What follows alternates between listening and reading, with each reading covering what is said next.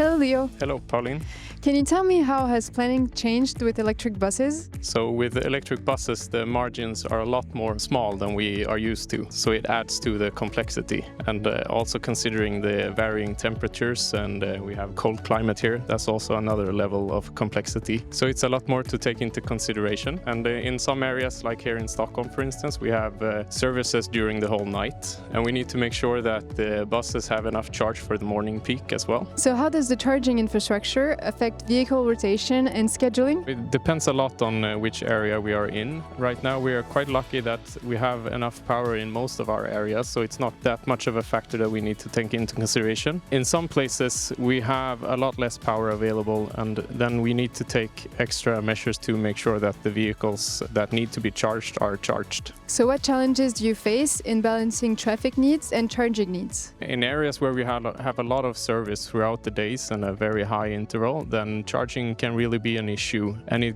could in worst case require several additional peak vehicles. Traditionally, we've always tried to smooth the peaks so that we don't have that much of a morning and afternoon peak, but when it comes to charging, it's actually a bit of an advantage to have some spare capacity during the day for charging. Have electric buses created new planning opportunities that didn't exist before? I would say that it has. The fact that the buses need to get back to the depot to be recharged is something that we can use to get the drivers back to the depot as well. So instead of scheduling a travel, the drivers take the bus back to the depot when they end their shift, for instance. So what's next for electric bus planning? We will see what happens with the vehicles and their range. The batteries have quickly become larger and the range longer. So maybe the range is not an issue for the planning in the future, but also maybe we pick smaller batteries and cheaper vehicles. So it's really a balance that we need to take into consideration. I also think that we could take the operational variations better into consideration as well, the temperature changes and different weather. Thank you, Leo, for giving us all this insight on electric bus planning. And now we're going to go and see the charging infrastructure.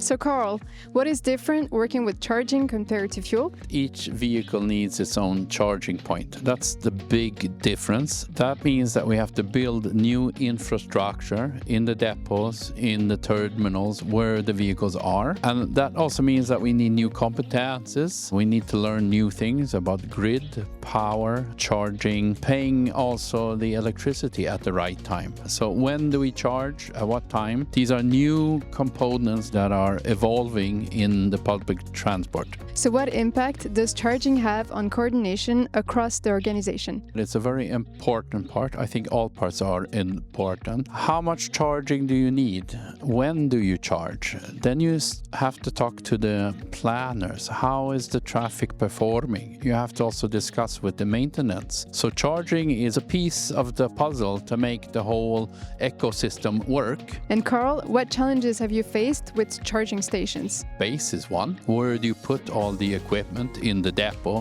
which was not designed for this? The other thing is grid. How much power is in the grid? And how do you build this at the same time you're running operations? It is a complex project work. Everyone has to collaborate. So it's more the commissioning part, which has been the challenging part. But also choosing the right suppliers and right level of technology so that in the long run it will be beneficial to Keolis. And what has worked best so far in the implementation?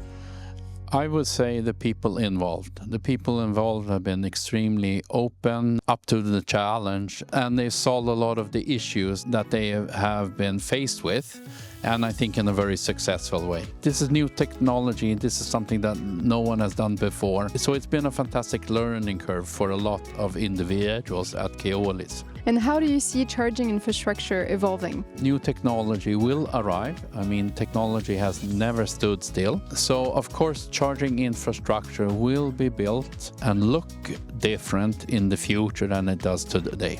That we can be completely sure of. So thank you, Carl, for giving us this insightful information about charging. You're welcome, Pauline.